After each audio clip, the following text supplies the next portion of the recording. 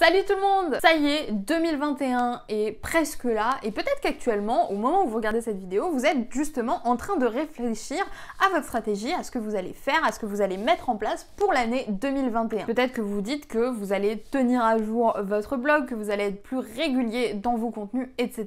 Et dans ce cas-là, vous avez besoin du truc dont on va parler aujourd'hui, j'ai nommé le calendrier éditorial. C'est vraiment le truc le plus important à faire parce que sans calendrier éditorial, non seulement il n'y aura aucune cohérence dans vos contenus, mais en plus de ça, vous allez avoir beaucoup de mal à être régulier. Donc s'il y a bien quelque chose que vous devez mettre en place si vous avez envie d'être plus régulier dans votre production de contenu, c'est le calendrier éditorial et je vais vous montrer dans cette vidéo comment vous y prendre et comment créer votre calendrier éditorial avec un outil Kanban, un petit peu comme Trello. J'en profite aussi pour vous dire que si vous voulez justement mettre en place une stratégie pour publier 1 à 3 contenus par jour, ou même si vous avez envie de prendre un maximum d'avance pour votre année 2021 sur vos contenus, n'oubliez pas que dans la formation Catapulte à contenu, je vous partage tous mes process et je vous guide de A à Z, de l'idée à la finalisation de vos contenus, quel que soit le format, podcast, article, vidéo. Si jamais ça vous intéresse, la formation Catapulte sera disponible dans la barre de description et vous pourrez y apprendre comment créer du contenu et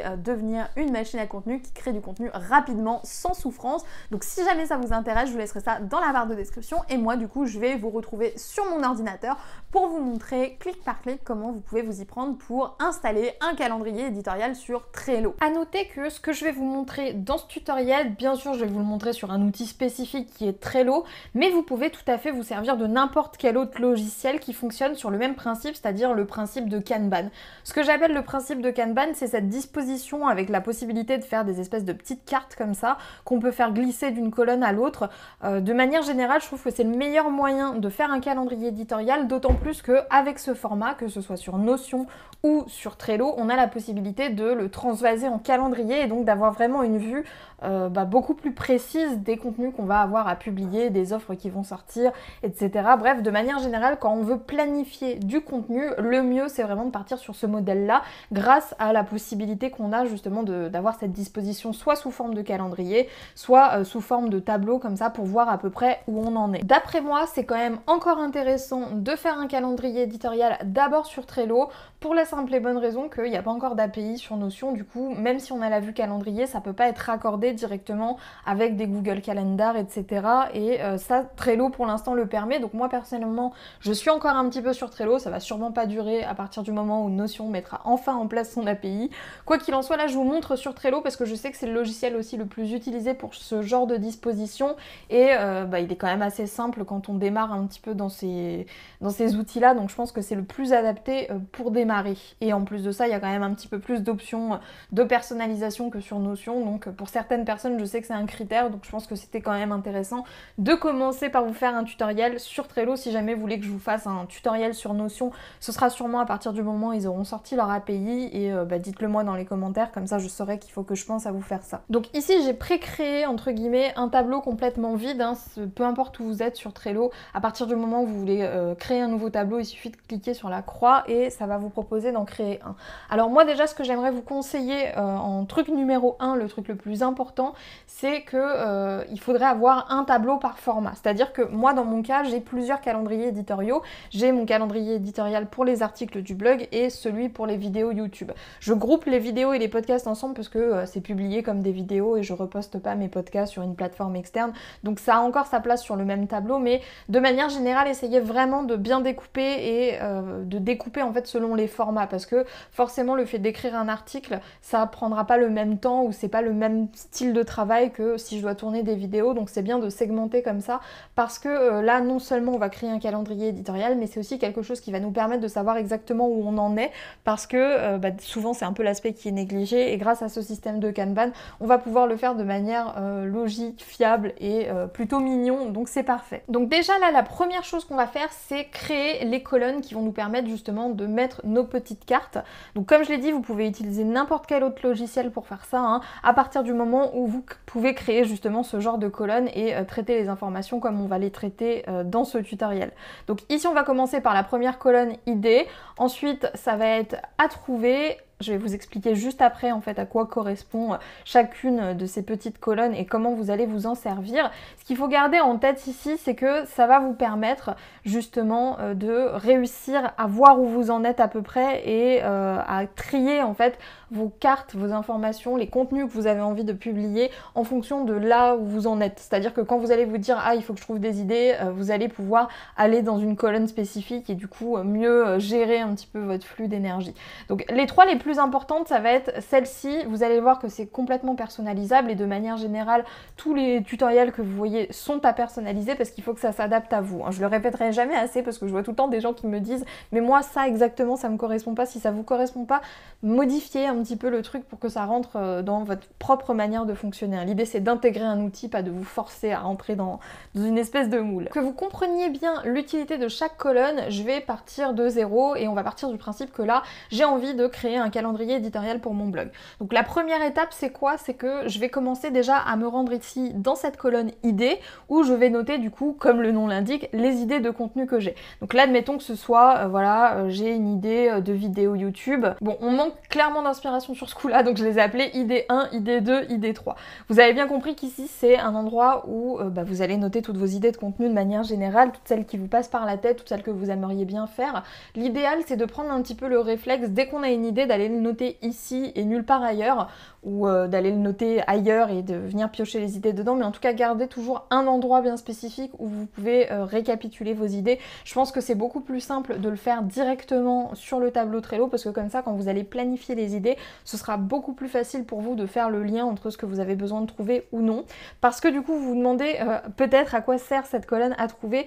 C'est très simple, quand vous allez planifier tout simplement à des dates précises des contenus, parce que c'est important aussi quand on crée son calendrier éditorial de planifier des dates et de décider à quelle fréquence on va publier. Vous pouvez pas juste vous dire bon je veux faire un calendrier éditorial et je veux publier régulièrement. Fixez-vous un objectif. L'idéal pour commencer, je pense que ça doit être de l'ordre de 1 par semaine. N'essayez pas de vous mettre trop la pression en faisant trop, mais trouvez quand même un minimum d'équilibre pour que ça soit assez régulier. Mais définissez-vous en tout cas un jour précis où vous allez publier et une date spécifique parce que comme ça vous pouvez le planifier, d'où tout l'intérêt justement d'un calendrier éditorial. Et du coup l'onglet ici, la colonne à trouver, elle est là pour ça en fait. Elle nous permet tout simplement de nous dire ok à telle date j'ai besoin de trouver un contenu, par exemple pour le lundi 1er février, je dis n'importe quoi, j'ai besoin de trouver un contenu. Voilà, là je sais par exemple que tous les lundis je veux qu'il y ait un nouvel article à partir du 1er février, donc je vais me préparer une carte pour chaque lundi 1er février et ici je saurais que c'est la colonne des idées à trouver en fait. L'idéal aussi c'est bien sûr comme je vous le disais de mettre des dates, et ces dates on peut les mettre également avec cette option qu'il y a sur Trello qui nous permet de changer la date limite. Donc là on va la mettre au 1er février. Voilà, là il nous demande même l'heure. Alors moi de manière générale tous mes articles sont publiés à 8h30, donc je mets tout à 8h30, comme ça quand je raccorde ça à mon calendrier Google Agenda, ça fait pas trop de trucs tout moches autour parce que du coup ça rajoute automatiquement une heure.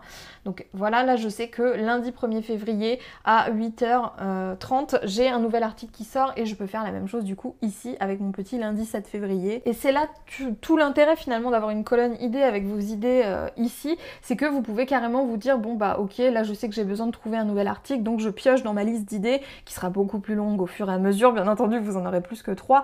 Vous pouvez vous dire ok cette idée là elle correspond bien à ce que je pourrais publier pour cette date là, et du coup tout simplement modifier cette carte en mettant le titre tout simplement de l'idée 2 et comme ça vous avez l'assurance que vos idées vous servent au moment où vous en avez vraiment besoin et vous avez déjà un début de truc planifié quoi. En général c'est justement à partir du moment où vous avez trouvé l'idée que vous pouvez déplacer justement cette carte dans la colonne suivante qui est la colonne planifiée. En fait la différence entre à trouver et planifier c'est que à trouver il faut qu'on trouve encore l'idée et d'où l'intérêt d'avoir la colonne idée à côté. Une fois que c'est planifié ici on sait que c'est à faire, en tout cas qu'on doit commencer à enclencher le process. Et en fait à titre personnel il y a quelque chose qui m'aide vraiment à y voir beaucoup plus clair parce que vous voyez là c'est un peu tristounet etc, on voit pas vraiment très bien et même sur le calendrier on n'a pas forcément une vision de ce qui est bon ou pas, c'est d'utiliser tout simplement des emojis de traçage. Ce que j'appelle emojis de traçage c'est tout simplement des emojis que je vais mettre au début de chacune de mes cartes pour savoir à peu près où j'en suis. Donc il y a des raccourcis clavier pour afficher le clavier des emojis, si vous ne le saviez pas, sur Windows c'est la touche Windows et la touche point en simultané, et sur Mac vous appuyez sur CTRL, commande et espace en même temps. Là c'est ce que je vais faire Et du coup, comme vous le voyez, il me propose du coup tous les emojis et j'ai même une petite barre de recherche pour noter ce que je recherche. Et moi, ce dont je me sers en fait, c'est tout simplement ce qui se trouve ici dans la colonne symbole. Alors, ils sont juste ici, voilà, et en fait je me sers tout simplement du code couleur des carrés rouges, c'est-à-dire que je sais que les carrés rouges je les utilise jamais pour se faire joli, j'ai envie de dire, c'est vraiment un truc, ça me fait penser à une case à cocher, et du coup grâce à ça je sais où j'en suis. Donc là par exemple, j'ai juste l'idée qui est trouvée, j'ai pas commencé à faire l'article, je vais utiliser le carré rouge. Si jamais j'ai commencé à enclencher le process, j'ai commencé à travailler dessus, à faire le plan ou à faire quoi que ce soit, bah je mets le orange. Si jamais je sais qu'il me reste juste un petit détail à finaliser, je mets le jaune, et une fois que c'est terminé, je mets le plus satisfaisant de tous, c'est-à-dire le check. Je m'arrête pas au vert ici, je prends carrément voilà, celui-ci que je trouve beaucoup plus joyeux, et comme ça en fait je peux voir d'un seul coup d'œil ce qui est fait ou pas, parce que vous voyez là le rouge il ressort direct, et sur un calendrier c'est beaucoup plus facile à voir et à faire. Donc moi je vous conseille vraiment de mettre des emojis de traçage comme ça et de les modifier au fur et à mesure, en particulier quand vous commencez à entamer la partie process. Moi je pense que l'étape de à trouver jusqu'à planifier, c'est l'étape parfaite pour justement rajouter tous les emojis d'un coup et voir exactement où vous en êtes ensuite. D'ailleurs je parle du calendrier mais je ne l'ai pas encore affiché, et peut-être que vous ne savez pas comment le faire, donc je vais vous montrer. Ici on va dans afficher le menu tout simplement, donc là j'étais partie chercher une jolie image de fond, donc tout simplement ici à partir du menu voilà, de base, on va venir ici cliquer sur Power Ups et on a la possibilité d'en rajouter un quand on est en compte gratuit avec Trello, et celui qui nous intéresse c'est le calendrier, donc je vous invite à taper calendrier pour gagner du temps et à cliquer sur ajouter ici, et comme vous le voyez là il vient tout juste de me rajouter un petit onglet.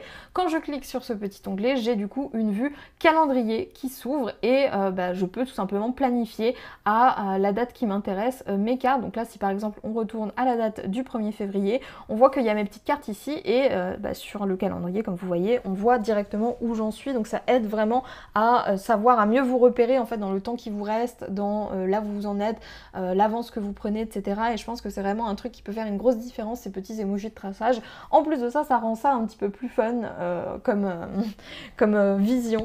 Alors bien sûr, vous auriez pu utiliser le système de tag, mais si comme moi, vous utilisez ça en le jumelant directement sur votre Google Agenda, d'ailleurs pour faire ça, c'est très simple, il vous suffit de cliquer ici sur la petite molette, de cliquer sur activer la synchronisation, et de tout simplement copier le flux e-calendar directement sur votre Google Agenda, et comme ça vous verrez directement votre petit tableau Trello s'afficher dans Google Agenda.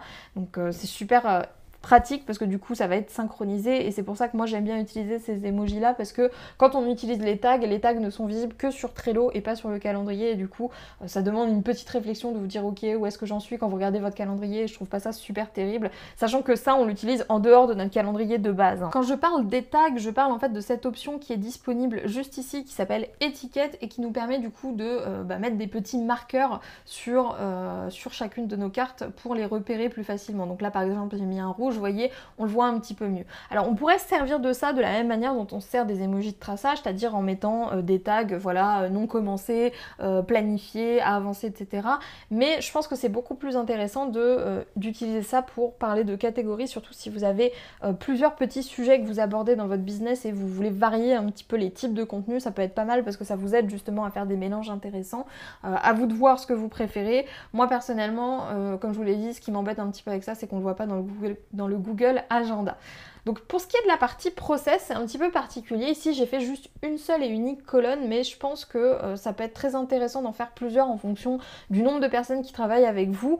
C'est-à-dire que moi sur mes calendriers à moi, en fait mon process, il n'y a pas juste écrit process, il y a les principales étapes. Par exemple pour les articles, il y a la colonne plan à faire, la colonne visuel à faire, la colonne premier jet, etc. Comme ça me permet de mieux segmenter. En plus, vu que moi je délègue une partie de ce qu'il y a à faire, donc notamment les visuels, etc. Le fait qu'il y ait une colonne voilà, qui permette de gérer ça, ça peut aider. Mais vous avez aussi l'alternative, bien sûr, d'utiliser les checklists. Donc là, je vous montre un exemple. Admettons que ce soit un énième article. On va ici cliquer sur la petite carte et cliquer sur checklist. Et donc là, on va savoir exactement ce qu'on a à faire. Donc ce que je vous recommande de faire, si jamais vous préférez cette option-là, et que vous n'avez pas forcément voilà, quelqu'un avec qui vous partagez tout ça, et pas une partie en tout cas que vous délayez, vous pouvez vous servir simplement des checklists, ça peut être suffisant. Donc là, visuel à faire, etc. Ça vous permet en fait de savoir exactement où vous en êtes, et il y a une petite, voilà, une petite barre de pourcentage qui est assez intéressante également, et quand on a terminé de tout cocher, ça met un petit truc vert comme quoi c'est ok, donc ça peut être aussi quelque chose qui peut être utile. C'est vraiment à vous de le personnaliser en fonction de vos préférences, je vous montre comment le construire, à vous de faire vos choix et de voir ce qui vous correspond le mieux. À noter aussi que ce qui est intéressant pour cette option de checklist, c'est qu'à partir du moment où vous en avez créé une, vous pouvez copier tout simplement cette checklist sur vos cartes, et du coup ça vous permet d'éviter à chaque fois à refaire la to-do list en entier, d'avoir un process qui est, on va dire, optimisé et qui vous fait gagner du temps, puisqu'en un clic vous avez plus qu'à cliquer là où vous en êtes, quoi. Une fois que vous aurez terminé comme cet article, le process, vous pourrez le glisser du coup dans programmer. Ça vous permettra du coup de garder des archives et de voir exactement ce que vous aviez publié, là où vous en êtes, l'avance que vous prenez, etc. Et ça vous permet, comme je le disais, de garder des archives, et je pense que c'est important de savoir ce que vous avez publié et à quelle date. C'est mieux parce que du coup vous aurez une meilleure vision sur le long terme du rythme de publication que vous avez réussi à suivre ou non. Ce que je vous recommande de faire donc pour récapituler et pour remplir correctement ce calendrier éditorial tout en le personnalisant bien sûr, ça va être de commencer dans un premier temps donc par jeter à froid ici toutes vos idées, toutes celles qui vous passent par la tête. Ici de programmer du coup tout simplement les contenus que vous voulez publier. Donc là, si je vous donne cet exemple là, ce que vous pouvez faire, c'est le faire directement ici. Voilà, vous cliquez tout simplement sur la case qui vous intéresse, vous cliquez sur ajouter une carte. Là, vous pouvez choisir la liste, donc la colonne. Donc là, ça va être la colonne idée à trouver, et vous mettez tout simplement nouvel article ici, et comme ça, vous savez en fait ce que vous avez à planifier, et ça remplit automatiquement de ce côté-là. Donc ça peut vraiment vous aider à gagner du temps. Et une fois que vous avez fait ça, il ne vous reste plus qu'à rajouter un petit emoji de traçage, mettre les tags qui correspondent le mieux. Moi, je vous recommande de classer ça par type de contenu, par catégorie en fonction de ce que vous proposez. Ici, là où les cases process en fonction de comment vous découpez votre travail. C'est important quand même de faire un récap de votre process, et les checklists peuvent être un très bon outil pour ça. À noter d'ailleurs que je ne l'ai pas précisé, mais même si vous découpez cette colonne process en plusieurs étapes, c'est-à-dire que vous faites la colonne par exemple plan à faire, visuel à faire, etc. comme pour la checklist, ça exclut pas d'utiliser les deux en fait. Vous pouvez utiliser les deux en parallèle, ça vous permet juste de savoir à peu près où vous en êtes dans le déroulé. Donc à vous de voir ce qui vous motive le plus, ce qui est le plus logique pour vous et le plus confortable, mais c'est pas du tout des trucs qui vont pas ensemble, hein, ça fait pas du tout doublon, au contraire ça vous aide à y voir beaucoup plus clair et à mieux structurer l'information qu'il y a sur le tableau. Le meilleur conseil que je puisse vous donner, c'est de prendre le temps de faire ça, de prendre le temps de trouver un maximum d'idées, de prendre le temps de planifier, de vous motiver tout simplement. Après, vous vous rendez bien compte que là, tout l'enjeu c'est quand même de trouver de bonnes idées, donc n'ayez pas peur de prendre du temps à brainstormer, n'ayez pas peur de prendre du temps à trouver des idées. C'est là souvent l'erreur que font les personnes qui veulent créer beaucoup de contenu, c'est qu'ils prennent pas le temps de trouver des idées, on attend que ça nous tombe du ciel, qu'on ait un espèce d'eureka. C'est pas comme ça que ça se passe, vous pouvez totalement provoquer l'inspiration à condition de vous poser les bonnes questions. Et si vous ne savez pas comment faire, je vous explique justement mon process pour brainstormer, pour trouver des tonnes et des tonnes de nouvelles idées, pour ne jamais en manquer, directement dans la formation Catapulte. C'est le premier module, parce que comme vous l'avez compris, sans idée on va pas aller bien loin et on va pas pouvoir programmer grand chose.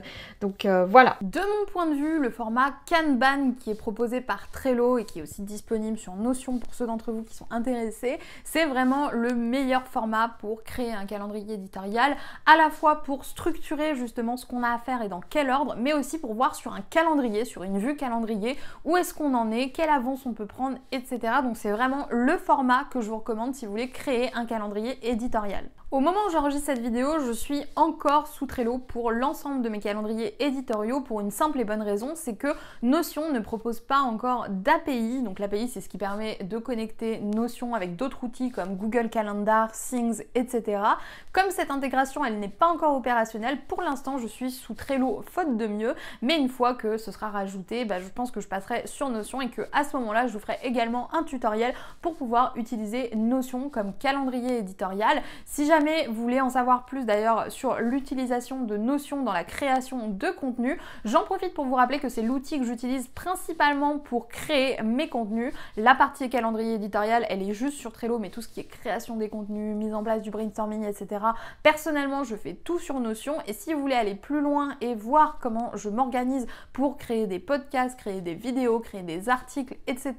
et publier tous les jours, c'est justement ce que je vous explique dans la formation Catapulte qui est disponible dans la barre de description si jamais ça vous intéresse. Si vous aimez aussi beaucoup utiliser Trello, je vous redirige vers mon kit d'organisation sur Trello qui est en fait un kit d'organisation de la méthode, enfin inspiré de la méthode GTD simplifiée. Donc si jamais vous cherchiez justement un système pour vous organiser, je vous laisserai le lien de ce kit d'organisation qui est gratuit dans la description juste en dessous de la formation Catapulte. Si cette vidéo vous a plu ou qu'elle vous a aidé, je vous laisse me laisser un petit pouce bleu pour m'aider à référencer cette vidéo ou à me laisser un commentaire si jamais vous avez la motivation d'écrire quelque chose ou une remarque à faire, je serais ravie de vous lire. Moi du coup je vais vous laisser là, je vous souhaite une super bonne journée et je vous dis à plus pour de nouvelles vidéos sur la chaîne de Wonder White Queen.